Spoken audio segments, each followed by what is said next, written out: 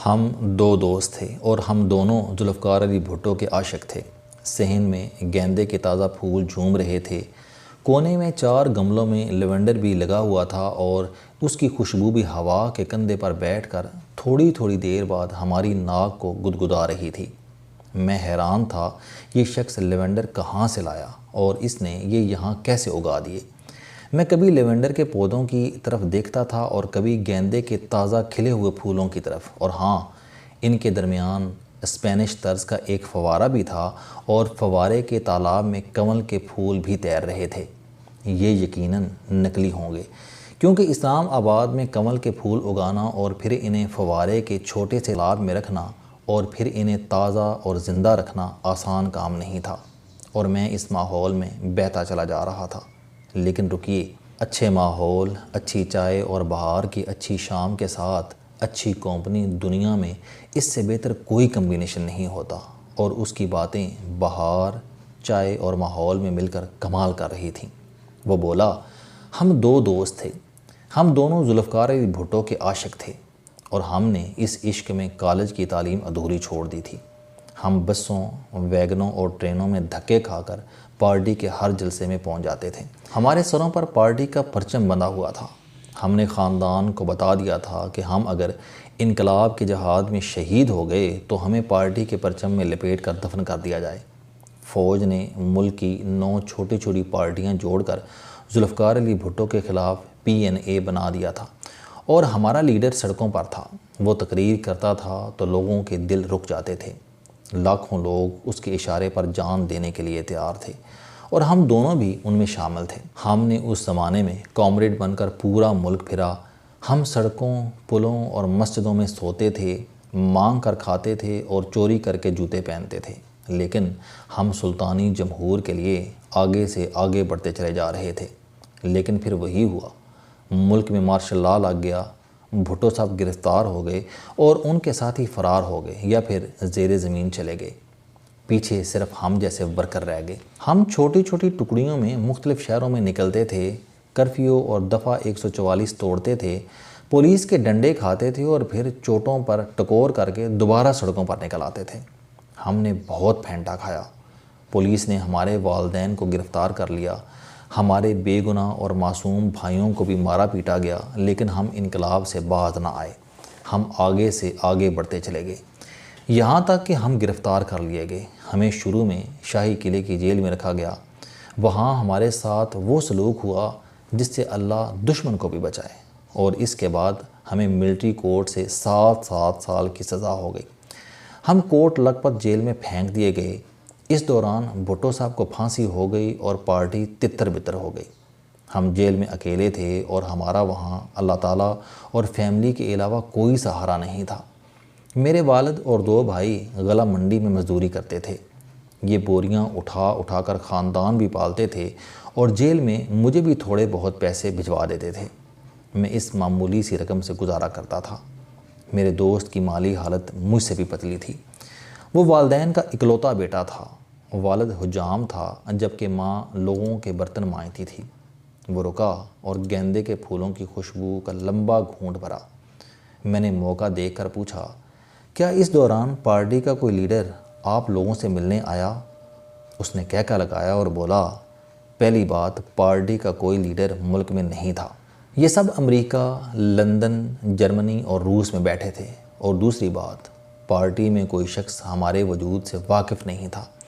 ہم تھے یا ہم نہیں تھے، یا ہم ہوتے یا ہم نہ ہوتے، کسی کو کوئی فرق نہیں پڑتا تھا۔ ہم اقتدار کی بھٹی کا ایندھن تھے، اور بھٹیاں ایندھن کے نام، بلدیت اور حسب نسب کہاں پوچھتی ہیں۔ ہم بھی بے نام لکڑیاں اور بے نشان خشک گھاس تھے۔ چنانچہ پارٹی کا کوئی کارندہ 5.25 سال ہمارے پاس نہیں آیا۔ جنرل ضیاء الحق کی مہربانی سے ہم 7 سال کے بجائے 5.25 سال میں جیل سے رہا ہو گئے۔ ہمارے والدین ہمیں لینے کے لیے بس پر آئے تھے، اور ہم بس پر ہی گھر واپس گئے۔ ہم جیل گئے تھے تو ہم لڑکے تھے، اور ہم واپس آئے تو ہماری کنپٹیاں سفید اور سر کے تاج بالوں سے خالی ہو چکے تھے۔ میرے دوست نادر کو TB ہو چکی تھی اور وہ چلتے پھرتے ہانپنا شروع کر دیتا تھا۔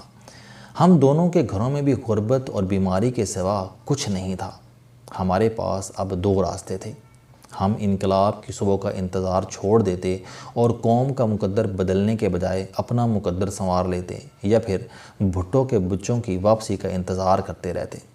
میں دھکے ٹھڈے کھا کر سمجھدار ہو گیا تھا، چنانچہ میں اگلے ہی دن والد کے ساتھ منڈی گیا اور کندھوں پر بوریاں اٹھانا شروع کر دیں، جبکہ میرا دوست والد کو نائی کی دکان پر چھوڑ کر پارٹی کے دفتر چلا گیا، اور یوں ہم دونوں کا سفر بدل گیا۔ میرا دوست دفتر میں جھاڑو دیتا، باتھ روم صاف کرتا اور 8ویں درجے کے لیڈروں کے گندے لطیفوں پر کہکے لگاتا تھا۔ اس دوران اس کی ٹی وی بڑھ گئی۔ پارٹی کے لوگ اب اسے باتھ روم بھی صاف نہیں کرنے دیتے تھے۔ ان کا خیال تھا کہ اس کے جراثیم ہم سب کو لگ جائیں گے اور ہم بھی تھوک تھوک کر مر جائیں گے، جبکہ میں مزدوری کرتے کرتے بیوپار میں آ گیا۔ اللہ تعالیٰ نے میرا ہاتھ پکڑ لیا، میں نے چھوٹی سی دکان شروع کر لی۔ ملک میں آٹا اور چینی کا بحران تھا، میں نے فلور مل لگائی اور پھر دیکھتے ہی دیکھتے کروڑ پتی ہو گیا، اور آج میں آپ کے سامنے ہوں۔ وہ خاموش ہو گیا۔ اس کے لان میں اب گیندے اور لیوینڈر کے ساتھ ساتھ رات کی رانی کی خوشبو بھی شامل ہو چکی تھی۔ میں نے اس سے پوچھا، اور آپ کے دوست نادر کا کیا بنا؟ اس نے لمبی سسکی لی اور بولا، وہ بیچارہ ہسپتالوں میں دھکے کھاتے کھاتے 42 سال کی عمر میں فوت ہو گیا۔ میں نے اس کی ماں اور باپ کی ذمہ داری اٹھا لی، وہ آخری وقت تک میرے ساتھ رہتے رہے۔ وہ مجھے نادر کہتے تھے۔ میں نے پوچھا، کیا پارٹی کو نادر کی قربانیوں کے بارے میں علم ہوا؟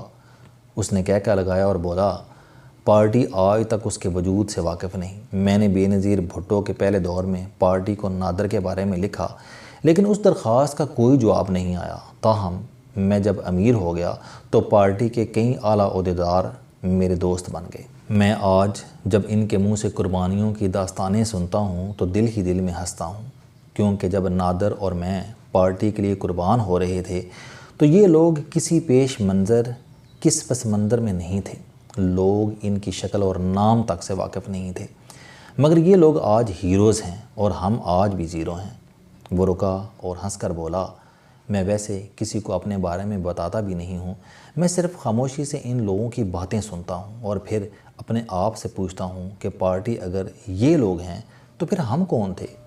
وہ خاموش ہو گیا۔ میں نے اس سے پوچھا، لیکن آپ کی کہانی میں ذلِ شاہ کہاں آتا ہے؟ یہ ہنس کر بولا، میرا دوست نادر ذلِ شاہ تھا۔ وہ 5.25 سال جیل میں دھکے کھانے کے بعد بھی اپنے اندر کا بھٹو نہ مار سکا، وہ حقیقت نہ جان سکا۔ وہ قبر تک پہنچ کر بھی خود کو پارٹی سمجھتا رہا، یہاں تک کہ مٹی مٹی میں مل کر مٹی ہو گئی، جبکہ اللہ تعالیٰ نے مجھ پر کرم کر دیا۔ اس نے مجھے سمجھا دیا کہ سیاست ایک بزنس ہے اور لیڈر اس بزنس کے سیٹھ ہوتے ہیں۔ یہ صرف اپنا فائدہ دیکھتے ہیں۔ مشینیں اور مزدور ان کے لیے اہمیت نہیں رکھتے۔ ایک مزدور مر گیا تو اس کی جگہ دوسرا آ جائے گا۔ ایک مشین خراب ہو گئی تو اسے کباڑ میں بیچ کر نئی خرید لیں گے اور بس۔